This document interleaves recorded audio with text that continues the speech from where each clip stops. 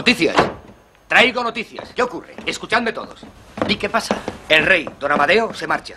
Nos deja. Es una decisión irrevocable. Hijas, el rey se marcha. ¿Qué dices, mujer? Que don Amadeo, cansado de bregar con esta gente, tira la corona por la ventana y se va.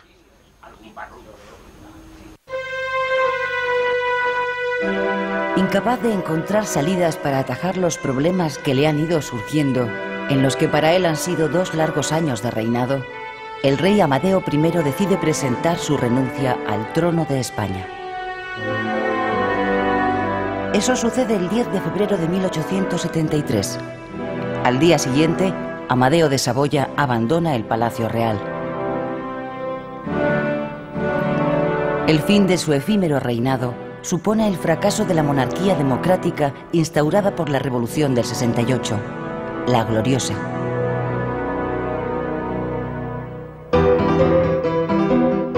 Su reinado había empezado con un mal presagio, el asesinato del general Prim, que había sido su principal apoyo. La desaparición de Prim, hombre fuerte de la Revolución del 68 y líder de los liberales progresistas, había provocado la ruptura del gobierno tripartito, formado por unionistas, progresistas y demócratas, que venía gobernando desde el triunfo de la Gloriosa y que estaba destinado a sostener con su apoyo al nuevo monarca.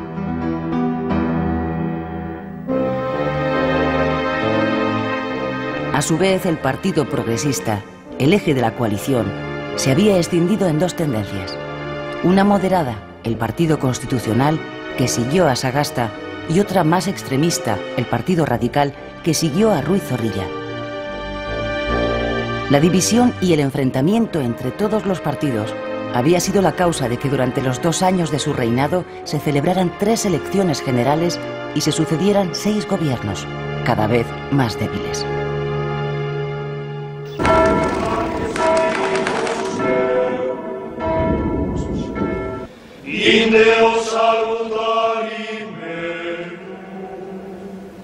Desde su llegada a España, Amadeo I no había contado con el apoyo de la nobleza, ni tampoco de la Iglesia. La aristocracia siguió siendo fiel a la dinastía de los Borbones, y la jerarquía eclesiástica, que había tenido que asumir la libertad de cultos establecida en la Constitución, recelaba de que el nuevo rey llegara a apoyar la separación total entre la Iglesia y el Estado, que cada vez con más insistencia pedían las sociedades liberales, cada día más anticlericales. Señores, aquí nos hemos reunido para celebrar el nacimiento de una sociedad que se propone perseguir a los fariseos y arrancar del cuerpo social de Vetusta las sanguijuelas místicas que chupan su sangre. Señores, guerra al clero usurpador, guerra al clero que comercia con las cosas santas. ¡Viva! ¡Muera el alto clero! ¡Muera!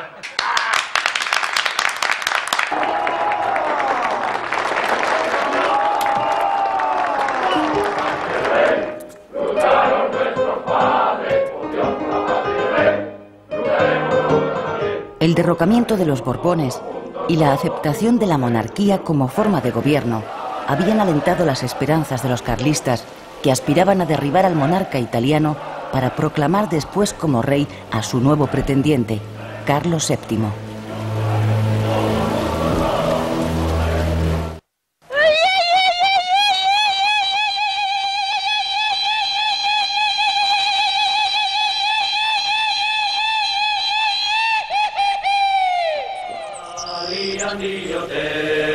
En abril de 1872 habían estallado varios levantamientos carlistas en Navarra y las Vascongadas.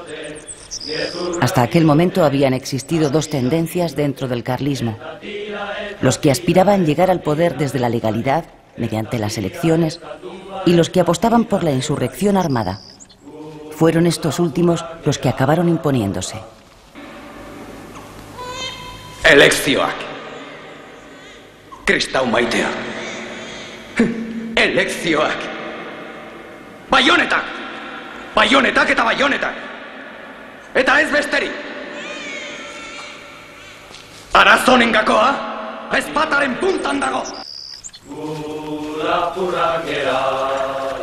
El 2 de mayo de 1872 entró en España Carlos VII, para encabezar la nueva guerra carlista que ya se había puesto en marcha. Intentaba atraer a su causa a aquella parte de España que se negaba a aceptar los cambios de la revolución liberal.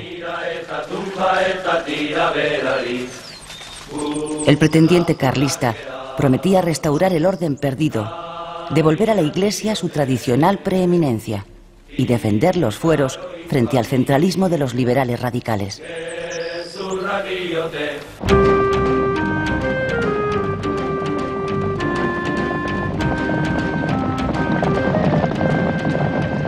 La guerra de Cuba, que duraba ya 4 años, fue otro de los conflictos con los que Amadeo I tuvo que enfrentarse durante su reinado.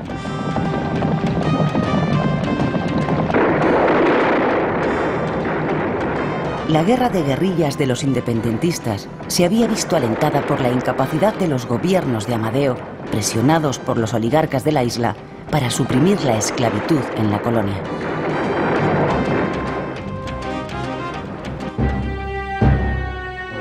Por si fuera poco, Amadeo I sufrió también un atentado del que salió ileso.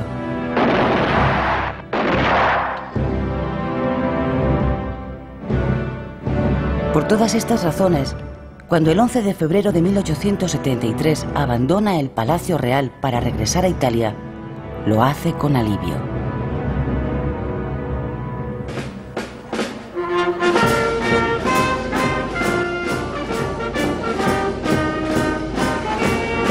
¡Vamos, hijos de la patria! ¡Días de gloria van a llegar! ¡Viva la República! El mismo día de la salida de Amadeo de Saboya, el Congreso y el Senado, reunidos en sesión conjunta, proclaman la República como forma de gobierno de la nación. Fracasada la monarquía democrática, la República es la única salida que le queda a la Revolución de 1868 para mantener su espíritu. La votan los republicanos y los radicales. Pero la República, en la que el interés de los gobernantes se identifica con el interés del pueblo, es esencialmente pacífica. Defender la República es asegurar la paz. Las clases sociales más bajas reciben a la República con la esperanza de que por fin alguien se ocupe de sus problemas. ¡José! ¡Viva la República! ¡Rehostia con la República!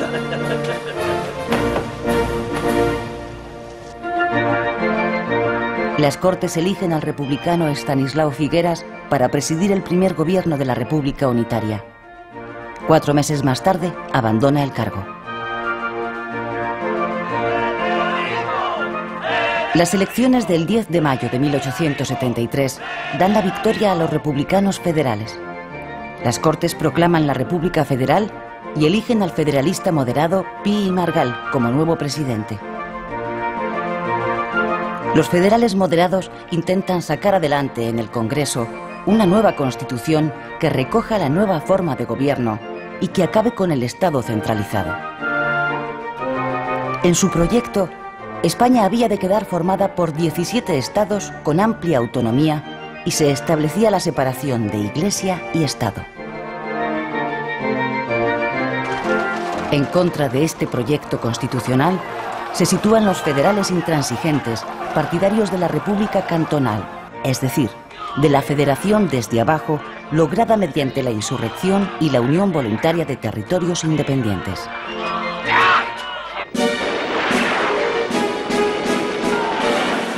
Cartagena es la primera ciudad que el 12 de julio de 1873 pone en práctica la sublevación cantonal. Sus ciudadanos, con la ayuda de las tripulaciones de los buques de la Armada fondeados en su puerto, se hacen con el control de la ciudad y proclaman el Cantón Libre de Cartagena.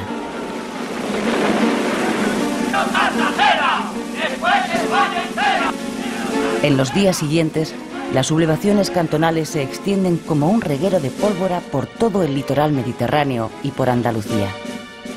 Decenas de ciudades se proclaman independientes. Cada cantón pasa a ser gobernado por una junta revolucionaria.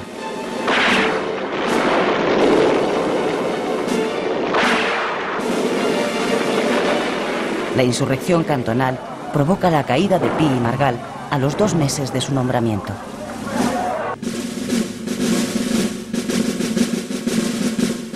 Las Cortes republicanas eligen como nuevo presidente al federalista moderado Nicolás Salmerón. Dispuesto a restablecer el orden, Salmerón recupera la fórmula unitaria de la República y recurre al ejército para acabar con la insurrección cantonal. La mayoría de los cantones son reducidos por las armas, pero algunos fuertemente defendidos, como Cartagena y Málaga, resisten. A los 2 meses de su nombramiento, Salmerón dimite por problemas de conciencia.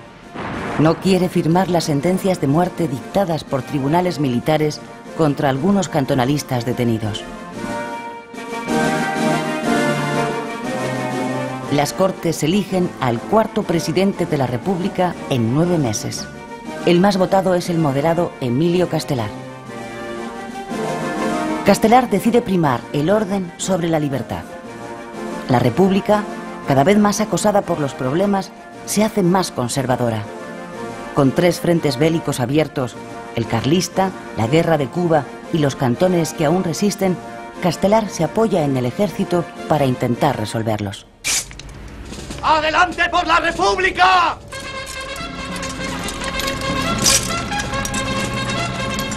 Los carlistas, favorecidos por la inestabilidad política, se han apoderado mientras tanto de buena parte de las Vascongadas, Navarra, Cataluña y de otras zonas de la España rural.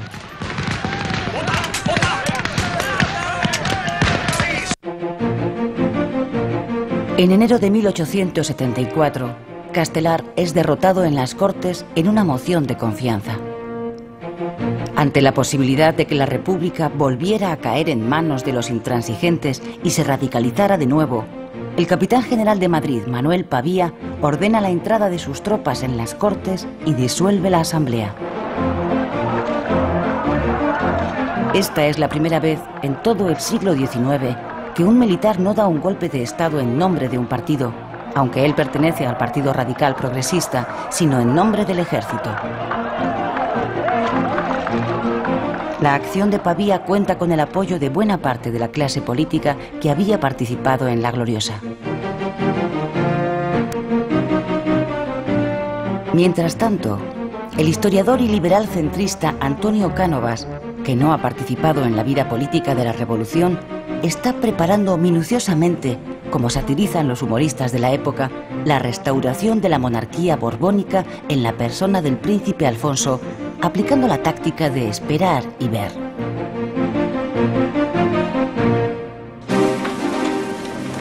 Últimas noticias. El general Serrano nombrado presidente del gobierno provisional. Últimas noticias.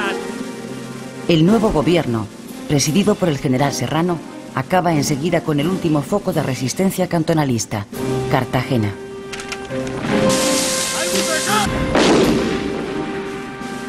La ciudad había resistido 6 meses el asedio del ejército. El gobierno aprovecha su victoria para ilegalizar a la sección española de la Internacional Obrera por su participación en la rebelión cantonalista.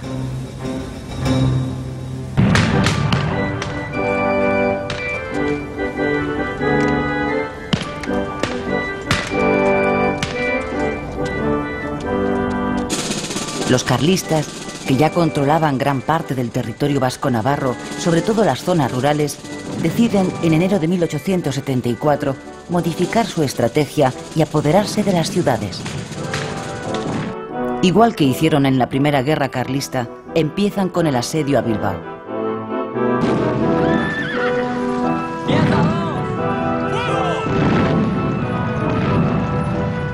El gobierno se ve obligado entonces a movilizar hacia Bilbao a sus mejores tropas, mandadas por el propio presidente, el general Serrano, y por los generales de la Concha y Martínez Campos.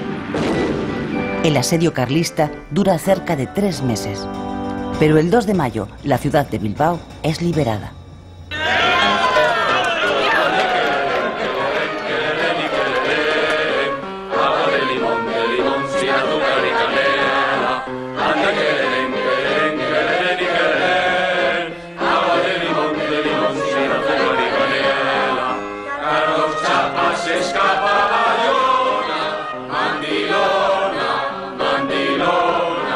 Tras la victoria de Bilbao, las tropas gubernamentales se dirigen hacia Estella, capital del carlismo, con el propósito de conquistarla. El intento se salda con el fracaso del ejército liberal. El general de la Concha, marqués del Duero, muere en el campo de batalla. La victoria anima a los carlistas a emprender nuevas acciones de expansión. ¡Últimas noticias! ¡Últimas noticias! Alfonso XII proclamado rey en Sagunto por el general Martínez Campos. ¿Quiere uno, señor? El golpe de estado de Martínez Campos derriba la República y marca el fin de la vida de la Revolución de 1868.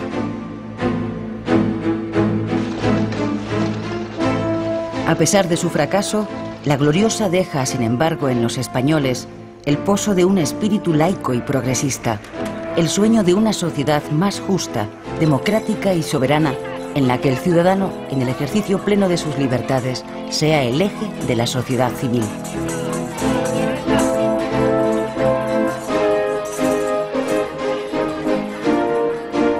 La revolución deja también una nueva moneda, la peseta, que circulará por las manos de los españoles hasta la llegada del euro. En el canto del duro, la moneda de 5 pesetas, había una inscripción que resumía el espíritu de la revolución de 1868: soberanía nacional.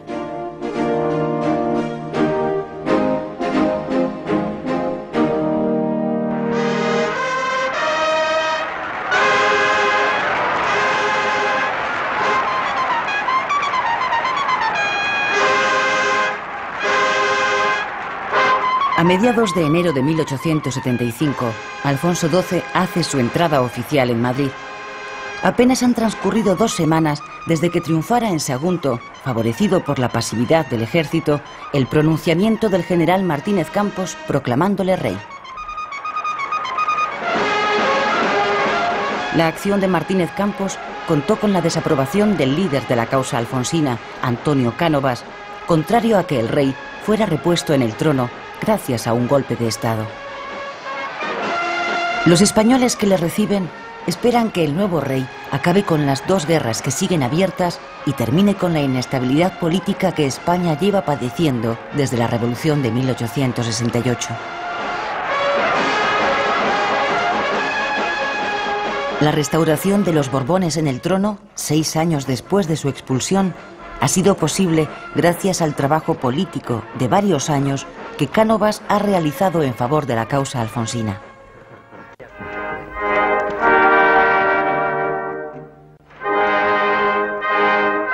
Su propósito es que con el joven rey, que en ese momento tiene 18 años, comience un nuevo régimen. Lo que Cánovas pretende es dar a la sociedad civil el protagonismo de la política y sustituir el recurso al pronunciamiento militar por el acuerdo entre 2 grandes partidos para la alternancia en el poder, al estilo británico. Según el diseño de Cánovas, el nuevo monarca ha de cumplir un papel esencial como árbitro de la vida política. Esta es la tarea que le espera a Alfonso XII cuando llega al Palacio Real.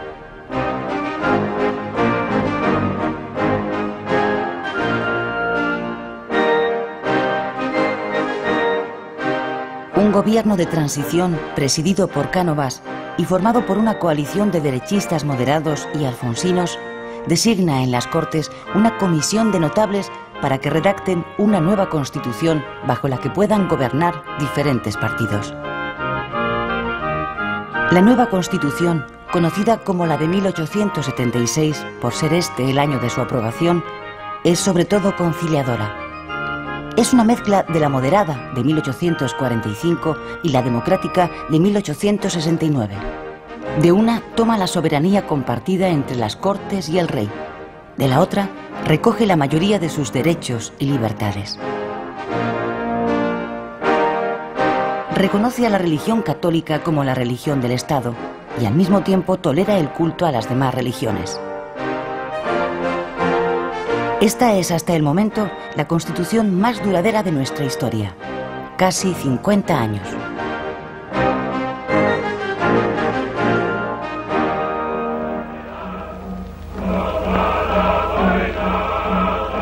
El propio rey, mando supremo de las Fuerzas Armadas, se pone al frente de las últimas operaciones militares en el País Vasco y Navarra contra los carlistas, que para entonces ya han perdido los reductos del Maestrazgo y Cataluña.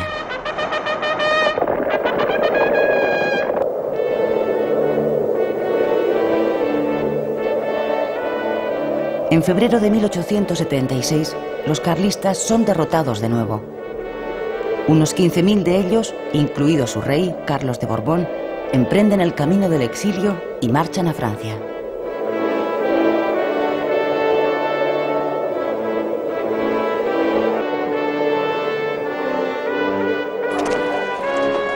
Otros, la mayoría, se acogen a las medidas de gracia que les otorga el gobierno a cambio de que entreguen sus armas.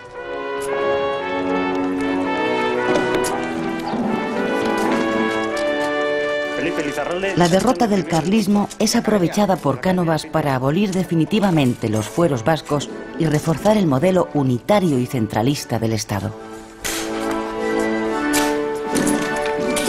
A partir de ese momento, los vascos tendrán que hacer el servicio militar y contribuir, como todos, a los gastos del Estado. Sin embargo, Cánovas, que busca la conciliación con la burguesía vasca, aprueba un concierto económico con las diputaciones que les da autonomía para administrar sus recursos e imponer tributos.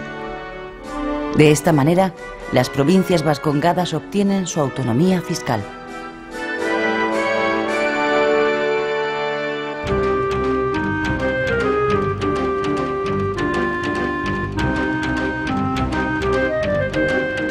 Terminada la guerra carlista, acabar con la guerra de Cuba es el gran objetivo del gobierno de Cánovas. Con esa intención decide el envío de más soldados y nombra capitán general de la isla al general Martínez Campos. Después de 10 años de guerra y con casi 60.000 soldados muertos, Martínez Campos logra convencer a los rebeldes para que acepten la paz a cambio de una amplia amnistía, reformas políticas y la abolición de la esclavitud. La paz se firma en Zanjón en 1878.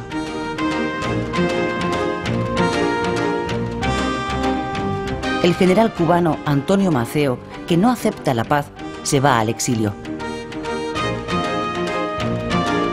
Los independentistas pierden el primer envite, pero la semilla del nacionalismo ha prendido ya en gran parte de la sociedad cubana.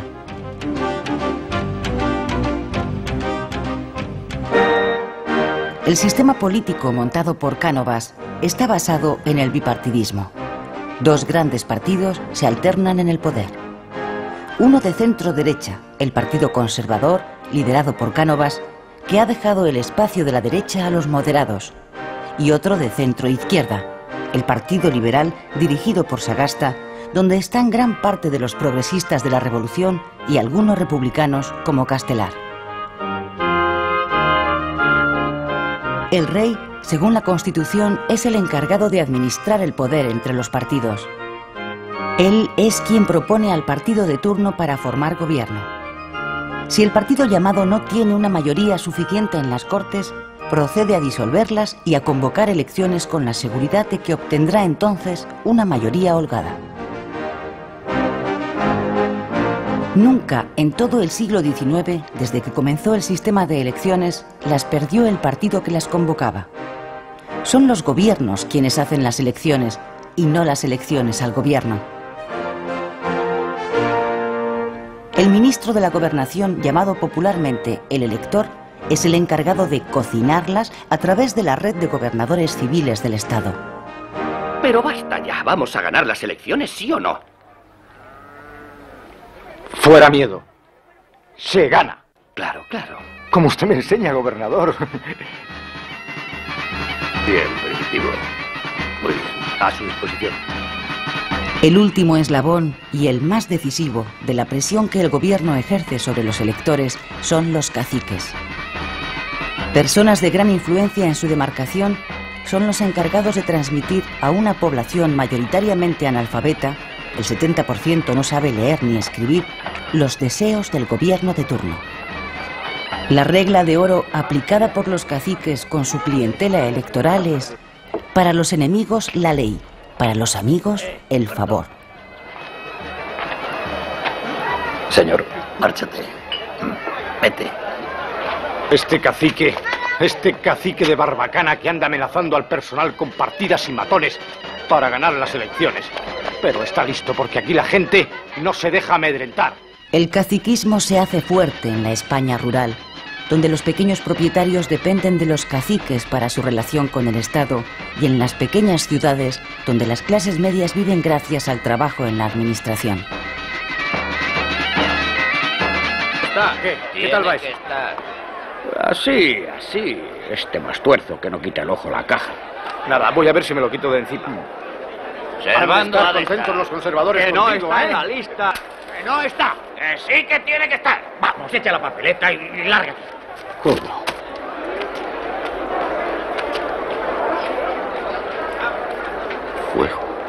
Fuego. ¡El libro es mío! ¡Déjame ¡Me lo llevo! Serenidad, señores. Serenidad. ¡Vamos, soldados! ¡La caja! ¡La caja! ¡Rápido! ¡De aquí! ¡Orden! ¡Vamos, fuera! ¡Orden! ¡Fuera! Triunfo completo, ya eres diputado. Confirmado por el gobernador.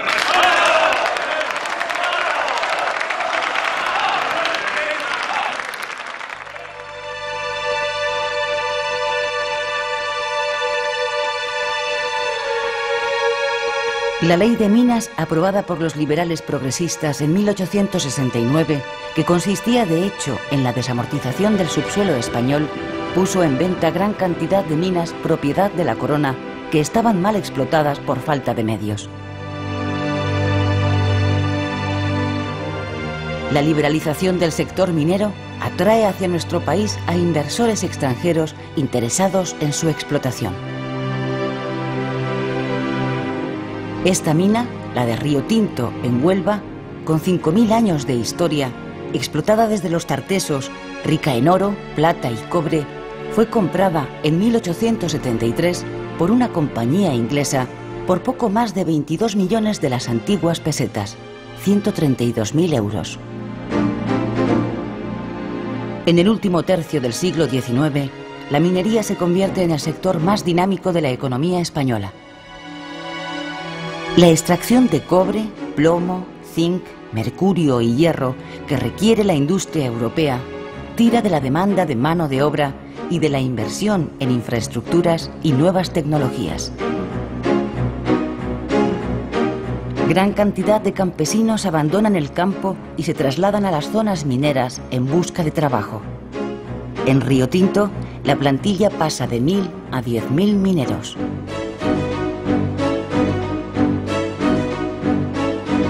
El norte de España, Asturias, Cantabria y Vizcaya, es la zona más favorecida por la expansión de la minería.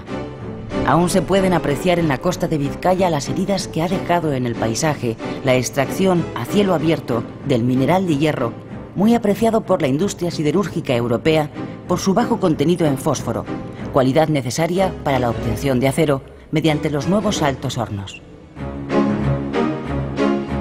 España se convierte en el mayor exportador de Europa de mineral de hierro. La mayor parte sale hacia Inglaterra. Los grandes beneficios que obtienen los exportadores vizcaínos con el mineral de hierro son reinvertidos en la construcción de modernos altos hornos en la orilla de la ría del Nervión. Vizcaya entra en ese momento en la edad del acero. La prosperidad de Bilbao se dispara. En 50 años multiplica por 5 su población. Alrededor de la minería y la siderurgia, los empresarios vascos crean otros negocios: banca, seguros, navieras y astilleros. En los astilleros del Nervión empiezan a construirse modernos cruceros acorazados como el Vizcaya para reforzar la Armada española.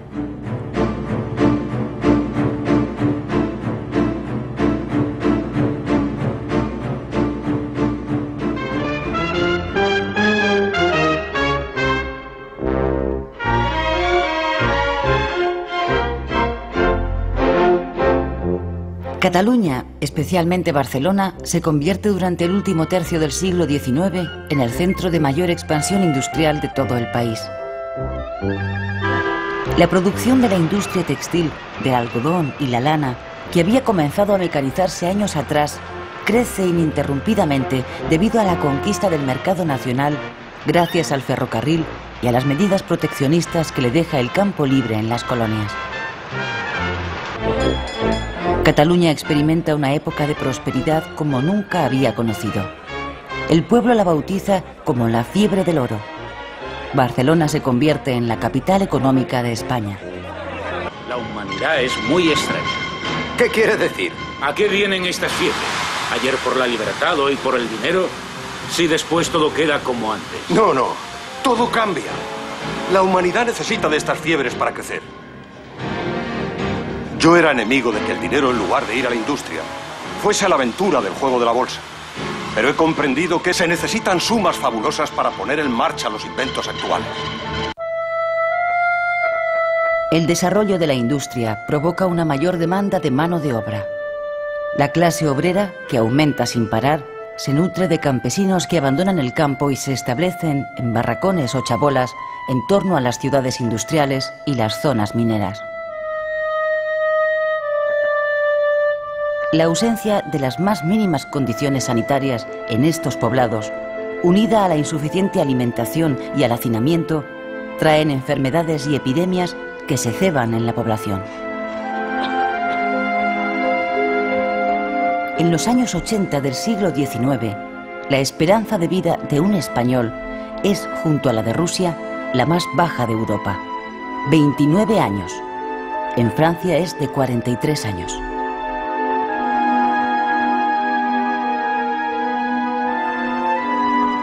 La vida de los obreros en las fábricas y minas es extremadamente dura. La jornada de trabajo está en torno a las 12 horas con un jornal de 3 a 5 pesetas diarias, de 2 a 3 céntimos de euro. Estos jornales, a pesar de triplicar a los del campo, no llegan para mantener a una familia. Por eso todos sus miembros, incluidos los niños, tienen que trabajar para pagar, entre otras cosas, el alto alquiler del cuartucho o del barracón, donde los padres viven hacinados con los 5 hijos que tienen de promedio.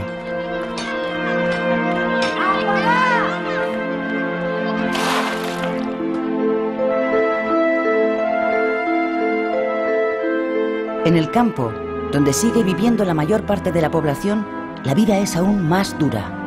Se trabaja de sol a sol por una peseta de jornal. La miseria, el atraso, la escasa alimentación y la ausencia de futuro hace que los campesinos más jóvenes emigren hacia la ciudad o hacia América. Durante las 2 últimas décadas del XIX salen de España, principalmente hacia Cuba, huyendo del hambre, 1 millón de españoles de una población total de 17 millones.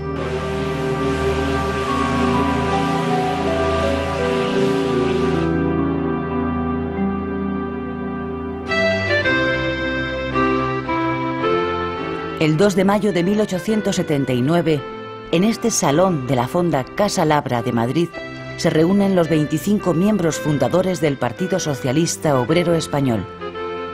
16 tipógrafos, 4 médicos, 2 plateros, un doctor en ciencias, un marmolista y un zapatero. El tipógrafo Pablo Iglesias les ha convencido de la necesidad de pasar a la acción fundando un partido, el PSOE. Todos ellos pertenecen a una de las 2 tendencias en que se ha dividido la Internacional Obrera, la marxista. La otra es la anarquista. En su programa fundacional defienden la abolición de clases, la socialización de la propiedad y la ocupación del poder político por la clase trabajadora.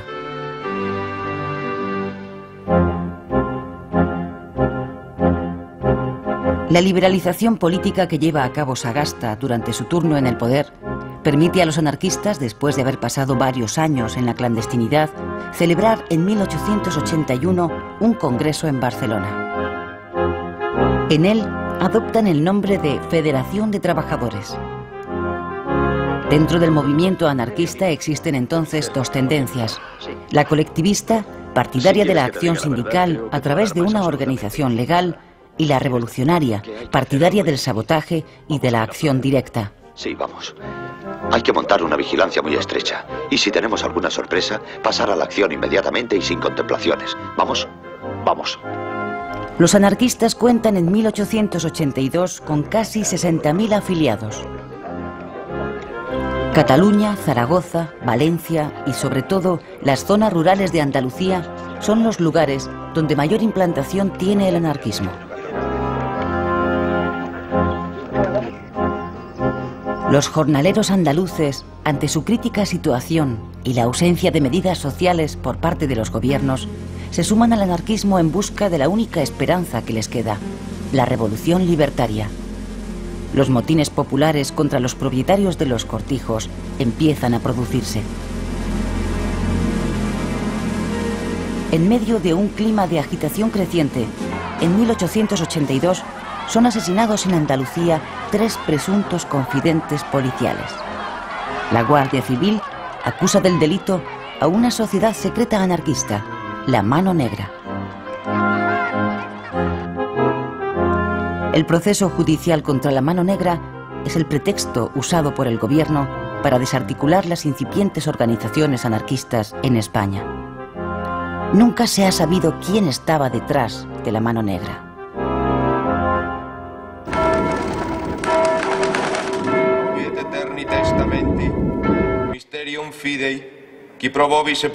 La Iglesia española sigue la nueva estrategia decidida por el Vaticano, que aconseja reconocer al Estado liberal a cambio de obtener más influencia social, y se muestra ahora dispuesta a colaborar con la monarquía liberal. A su vez, el Estado consigue por esa vía apaciguar la hostilidad de la mayoría de los católicos hacia el régimen liberal.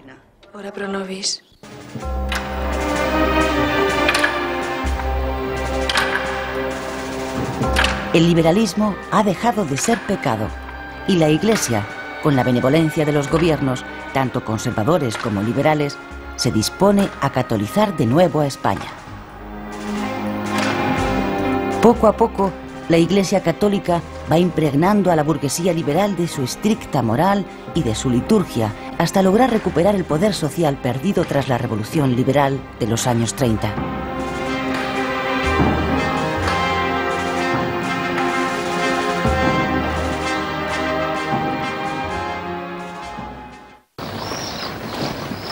La Iglesia apuesta por la enseñanza religiosa como una de las vías para el adoctrinamiento católico de los españoles.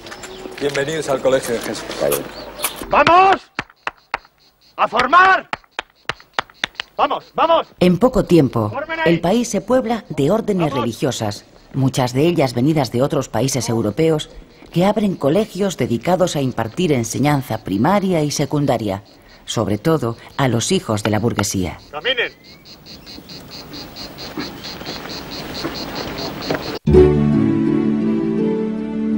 Un grupo de catedráticos expulsados de la Universidad de Madrid por defender la libertad de cátedra, encabezados por Francisco Giner de los Ríos, funda la Institución Libre de Enseñanza que tiene su sede en este edificio. Su objetivo es impartir una enseñanza no dogmática bajo el principio de libertad y el cultivo de la ciencia, encaminada a formar a la élite necesaria para la modernización de España. La enseñanza que imparte la Institución Libre es un foco de renovación pedagógica. Introduce la coeducación de chicos y chicas. Rehúye el cultivo exclusivo de la memoria como forma de aprendizaje. Potencia la personalidad de los alumnos, su espíritu crítico, su sensibilidad y el amor a la naturaleza.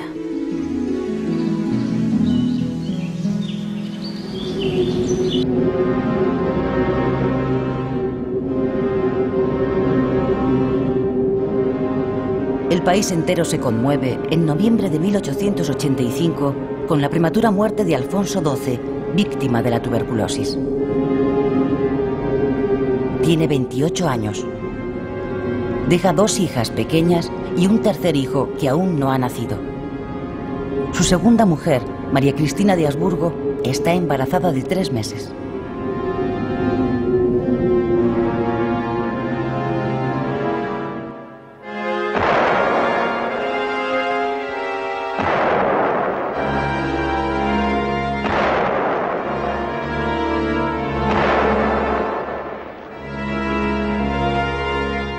el sistema político puesto en marcha por Cánovas se va a poner a prueba con el vacío institucional que deja la muerte del rey.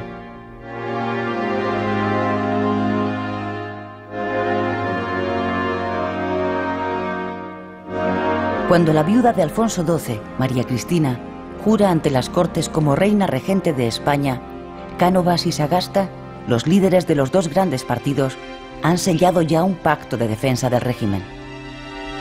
El trato refuerza el modelo bipartidista y garantiza la alternancia en el poder. Cánovas cede el poder a Sagasta. Se inicia así, de la mano de los liberales, la regencia de María Cristina.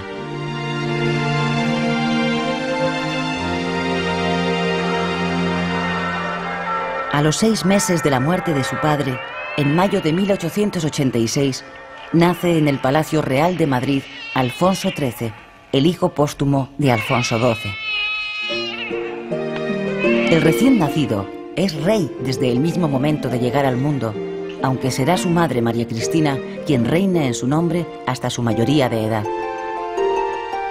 El nuevo rey es recibido por los españoles con expectación y alivio. Con alivio porque el nacimiento de otra niña hubiera favorecido de nuevo la sublevación de los carlistas, y con expectación porque Alfonso XIII está destinado a ser el monarca del próximo siglo, el siglo XX.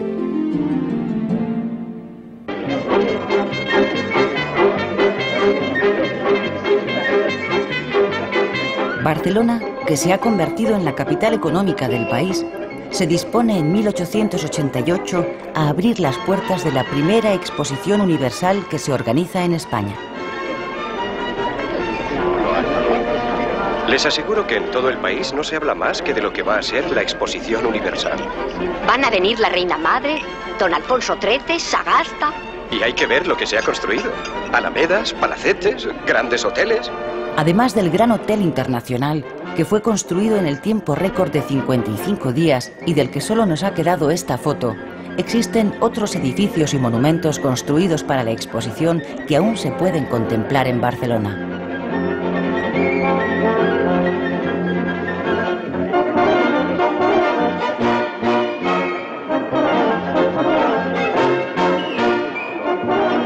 La reina regente, que está acompañada por su hijo Alfonso XIII, inaugura en mayo la Exposición Universal. En el puerto de Barcelona, María Cristina recibe el homenaje de las escuadras navales de varios países invitados.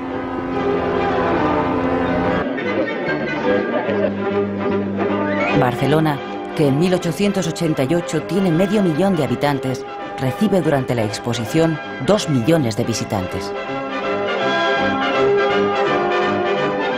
De todas las novedades expuestas, la que más llama la atención es un nuevo invento, la electricidad.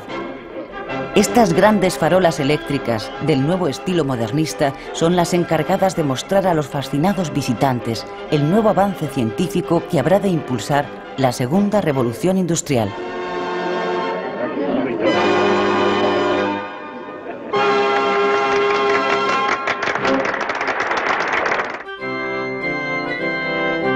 En la misma exposición de Barcelona, los socialistas celebran su primer congreso y fundan su sindicato, la Unión General de Trabajadores. La UGT se encargará de llevar al mundo del trabajo las ideas socialistas y de hacer frente al creciente poder de los anarquistas.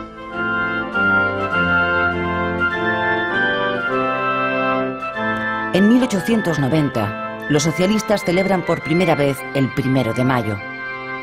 Popularmente es bautizada como la fiesta de Nuestra Señora de las 8 horas, por ser esta la primera de las reivindicaciones laborales de las manifestaciones pacíficas que celebran en Madrid, Vizcaya y Barcelona, donde el socialismo tiene mayor implantación.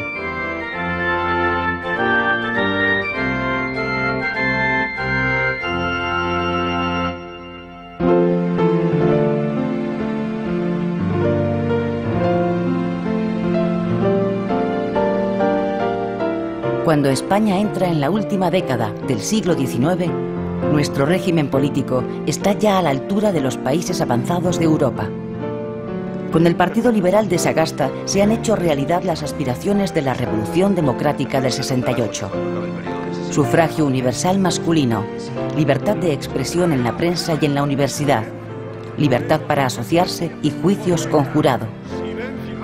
Pero quedan aún por resolver dos importantes problemas: el falseamiento de la voluntad popular a manos del caciquismo y las necesidades sociales de los más débiles del sistema, la clase obrera.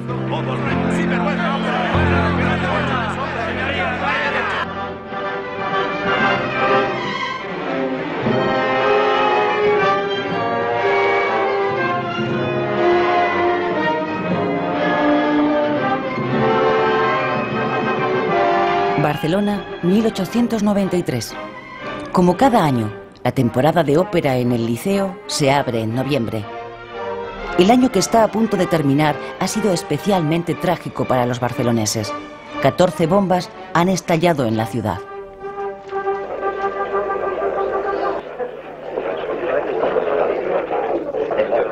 El terrorismo revolucionario que un grupo minoritario de anarquistas, partidarios del sabotaje y de la acción directa, practica en Europa como método de acción política, se ha instalado en Cataluña. Hasta este momento, el atentado más grave ha sido el frustrado intento de asesinato del capitán general de Cataluña, general Martínez Campos. El autor, un anarquista detenido, juzgado y condenado a muerte, había anunciado una terrible venganza ante el pelotón de fusilamiento.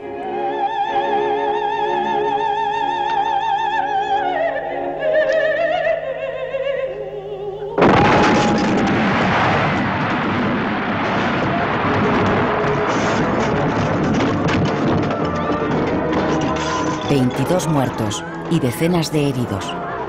Esta es la venganza anunciada por el anarquista ejecutado.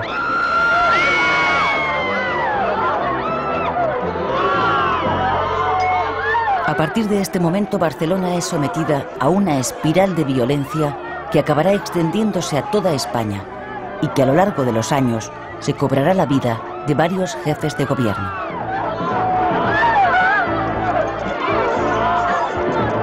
El país empieza entonces a poner nombre a un fenómeno que hasta ese instante desconocía: el terrorismo. ¡Qué espanto, Dios mío! ¡Una bomba! El mundo se ha vuelto loco. ¿A dónde iremos a parar? Virgen Santa.